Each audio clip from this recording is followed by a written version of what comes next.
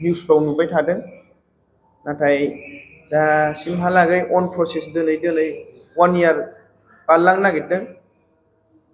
दा बे 1 इयार बारलांनोसैयाव जोङो नैबे डिसेम्बरावनो जोंनि साख्रिखौ अरायथा खालामनाय होनांगौनि थाखाय जोङो प्रमद बर' सारखौहाय गुरै खावलायहरदों। मानोना एस पार दा गभर्नमेन्ट सार्भिस रुल मथे जे जोङो दि CSB सिलेक्टेड जे जोङो दिनै एग्जाम पास जानानै दि फिक्स पे साख्रिखौ मोनदों, बेयाव एस पार दा गभर्नमेन्ट सार्भिस रुल मथे 3 बोसोर बा 5 बोसोरनि बिनिमय बारा जोंखौ लाखिबाय थानो मोना।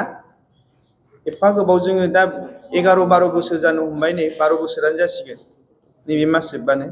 दा बिनिखायनो अनारेबल CM सारखौ जोङो गुरै खावलायहरनाया बेनोदि जोंखौ साख्रियाव अरायथा खालामनो थाखाय, थाबैनो अरायथा खालामनो थाखाय जेब्लाबो जोङो जोंनि एसोसिएसन थरफनिफ्राय खावलायहरदों। जोंनियाव दा SIO जानाय पस्टआ टटेल 63 न'स दङ। वाटार रिसार्चआव 2 न'स, PWD आव 2, फरेस्टआव 12टा, आर्बानाव 1, लेबाराव 2, सिटआव 4, लेन्ड रेभिनिउआव 3, कपारेटिभआव 4, भेटेनारियाव 21टा, हेन्डलुमाव 6टा, सलिसिटाराव 3। दा बेफोर गासैयावबो दिनैसिम जोंखौ बायनेम खालामनानैहाय जोंखौहाय जे इन्टार डिपार्टमेन्टेल ट्रेन्सफार होननाय मोनसे कमिटि दं, बेनि थ्रुयै जोंखौ जेनेबा आंनि डिपार्टमेन्टआ स्पर्ट्स बा सोरनिबायाव जे जायगायाव पस्ट गैया बे जायगायाव जोंखौ थाबैनो अरायथा खालामहरनो थाखाय जों गुरै खावलायनाय जाबाय। आरो बे बिथिङाव बेथ'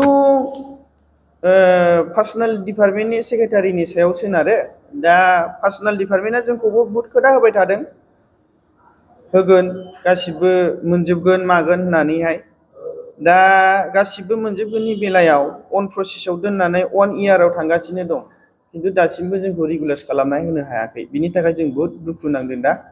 खारन आरो प्रमद बर' साराबो होनबाय थादों नियम निथिजों थांनायखौ होगोन होनदों, नाथाय दासिमबो होनाय जायाखै। बेखौ जों मोनसे दुखु मोनदों, जायनि थाखाय जोङो दिनै प्रेस मिट लानो गोनां जादों।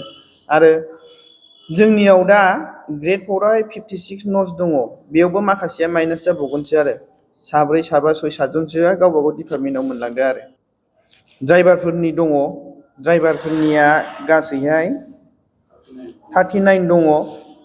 जोङो बारा बुरजा गैला, जोङो टटेल 103 ल'सै जोङो टटेल। बेखिनिखौ मानगोनां चिफ एग्जिकिउटिभ मेम्बार प्रमद बर' सारा अननानैहाय जोंखौ थाबैनो डिसेम्बरनि गेजेरावनो जोंनि साख्रिखौ अरायथा खालामनाय होयोबा गाहाम जागौ। आरो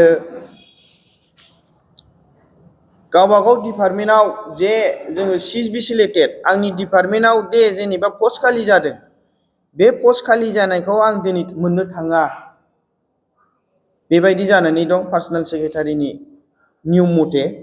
खिन्थु मोननांगौ जयगथा थायो जे आङो बेयाव 11 बोसोर 12 बोसोर जे फिक्स पे मावनानै थाबाय, बियो दिनै आंनि न' बायदि। बेयाव जोंहा मेम्बार दं, आं बेयाव एक्टिभिटि जाबाय, आं दिनै बेयाव मोननो थाङैखौ जों दुखु मोनदों। आरो मानो होननानै बुङोबा जोङो CSB सिलेक्टेड फिक्स पे नामै जोङो एपइन्टमेन्ट अर्डार होजादों मोनसे डिपार्टमेन्टआव, बेयावनो जों 11 बोसोर मावबोबाय। दिनै बेयाव जुदि पस्ट खालि थानायावबो जुदि जों मोनाब्ला बा बेलेगाव थांनांगौब्ला बे जोबोद दुखुनांथाव बाथ्रा। आरो जुदि दे बेखौ होआथाय होआ, गासिबो होनो नागिरदों, जयै होनो नागिरदों, दे हो, जों बेखौबो आपत्ति खालामा, खिन्थु जोंखौ थाबैनो रेगुलार खालामनांगौ, जों बेखौसो लुबैदों। आरो जों बेखौसो जोङो अनारेबल CM सारनि सिगाङाव जोङो दिनैहाय खावलायहरदों आरो गुरैयैहाय।